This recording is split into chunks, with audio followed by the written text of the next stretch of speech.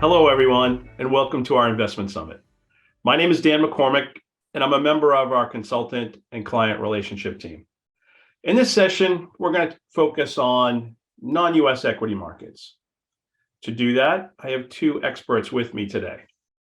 Scott Decatur is the lead portfolio manager for our Quantitative International Strategies, and John Fenley, who is the lead portfolio manager for our Fundamental International Strategies. So let's begin with the big picture. It's been a very volatile market year to date for both U.S. and non-U.S. equities. Looking ahead, many are expecting a global recession in 2023. So I'll ask you both, starting with John first. What are your thoughts on the macro environment, and how are you positioning your portfolio? Thanks, Dan. Yeah, we believe that 2023 will see slowing global growth. In fact, some regions, the UK, Europe, for instance, may already be in a recession. So we've positioned the portfolio with that slowing macro backdrop in mind. We're focusing on holdings of companies that have either done relatively well in the past in that type of environment, or those that will benefit from strengthening marketing positions vis-a-vis their competitors in that environment. Yeah, outguessing the market on macro forecasts is always hard. A recession may or may not come, and if it does, it could be milder or stronger. But even in the absence of recession, we think profit margins are still likely to fall, especially in the U.S., which are well above normal. But regardless of the recession possibilities and margin compressions, most of the markets around the world are still offering compelling opportunities in which reasonably priced companies internationally are at historically large discounts to the market and at prices that are really attractive in absolute terms. So, and we're seeing this even in higher quality stocks. So we see that as attractive. So sticking with the macro backdrop, do you think that central banks are doing a good job this year? A strong dollar has been wreaking havoc overseas, although easing a bit recently. Scott, what do you think?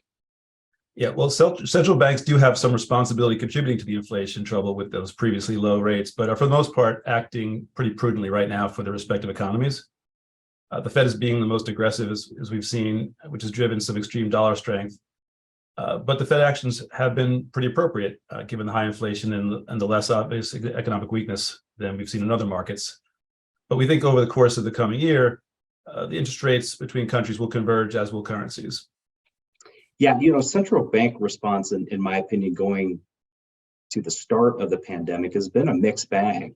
In hindsight, the massive easing during the pandemic was an overreaction, and central bankers have been trying to rein that in ever since. Now, there are similar factors like inflation that most are dealing with, but there are also country-specific factors that have been driving performance. For example, the UK has been a disaster, right? The prime minister handoff in September was mismanaged, and the pound suffered dearly because of that. Now, fortunately, the newest leadership in place has instilled more confidence in the markets, and the pound has recovered a bit. But it's an example of how it's been a mixed bag across the globe. As you mentioned, some of the issues that occurred in the UK pension market and the near miss there, are either of you concerned with possible liquidity events that could affect a bond market first and maybe equities sometime after that? Scott, what are your thoughts there? So yeah, many parties are attuned to the kind of risks that you're talking about and to try to prevent them. This, of course, doesn't rule them out. We're not changing anything about our portfolios.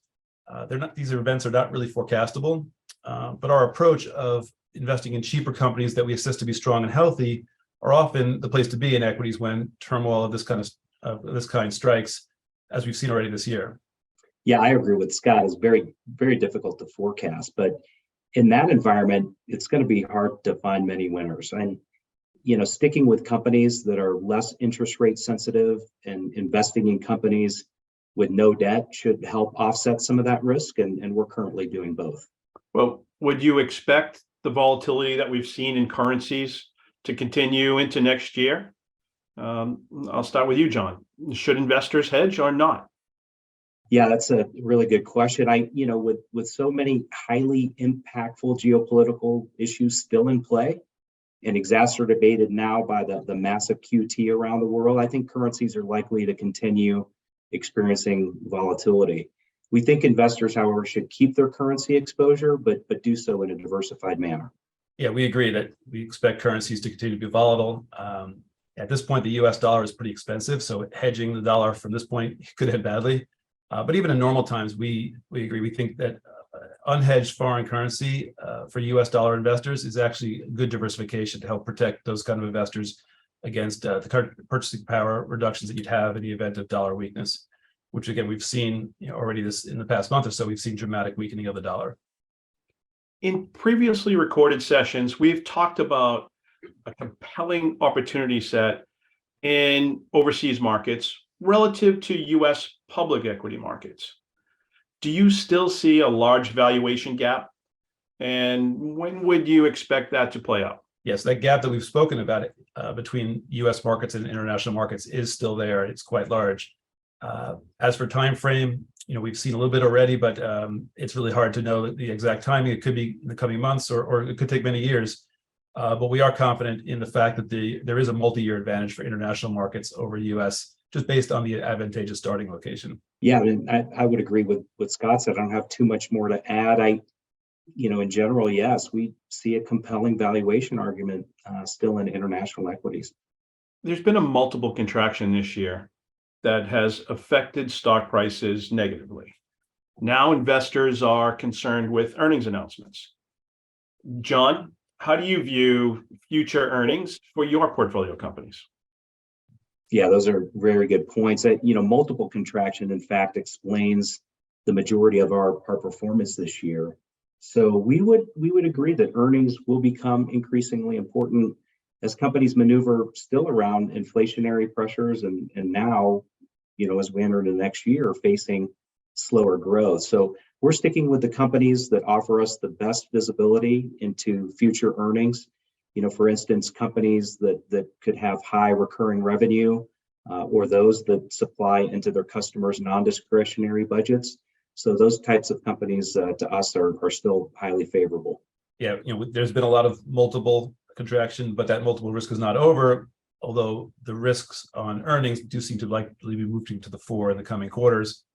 We've seen our companies that we invest in typically have lower expectations for next year's earnings. And that's in contrast to other segments of the market that have higher expectations, which may be more vulnerable. So we like that about the kind of companies we look at. We also assess the trajectory of earnings of our companies to see that they are holding up better than their peers. And we also know that starting lower valuations should offer some protection in the case of earnings disappointments by the market overall. Again, in terms of absolute multiples, our portfolio is starting at around 6 times earnings. Those are pretty low expectations, which we think will help in a sort of a rougher earnings environment. Okay. Some investors have noticed or believe that there's been a regime change that has been going on between growth companies towards value companies. Would you say growth companies could be in trouble for a while here relative to value companies? Or, Scott, do you just need to be more selective right now when looking at growth companies? Yeah, I think it's a little bit of both. Growth as a whole has had a big headwind to deal with and will continue to do so, stemming from the excesses of the recent years. But certainly we think there's some individual growth stocks that will do well, and I'm sure that John is looking at those stocks in particular. Yeah, we are, Scott. Thanks, and we believe investors have to be more selective at this point, right? In periods of a broad economic recovery, the tide lifts most ships. But if we're heading into a global recession, growth is going to be harder to come by. That said, if you're investing in companies that have been sold down because of slowing growth concerns, but actually perform well operationally in a challenging macro environment, you should be rewarded with positive share reaction. Okay, so John, tell us, what areas of the market are more attractive today? And on the flip side, what are most concerning to you? Yeah, thanks. We believe that quality has been underappreciated and is attractive today. The market sell-off has been largely indiscriminate for us, particularly in IT, consumer discretionary, and the industrial sectors. But moving forward, companies that continue to generate substantial free cash flow and high returns should outperform in a global economic slowdown. Now, on the flip side, companies with unproven track records of managing through difficult macro backdrops are risky to us. So we're staying away from those. We're sticking with the companies that have demonstrated success in managing their businesses through challenging economic times. Yeah, well, we see the market opportunities today look to be more aligned than ever with our long-term focus, which is attractively priced companies, strong profitability, improving trajectories in their earnings. These are all things that we focus on and look really well positioned right now. Conversely, you see these more expensive growth stocks that are at historically high valuations versus the market. Those appear much more vulnerable, at extreme levels. But we expect the trend that we've seen over the past year or so to continue in the coming years, which is better performance by those reasonably priced stocks, again, given where the current positioning is. Okay, thank you, Scott and John, for those valuable insights. And thank you, everyone, for joining us today. If you have any questions, please feel free to reach out to any of your contacts at Siegel, Bryant & Hamel, and have a great day.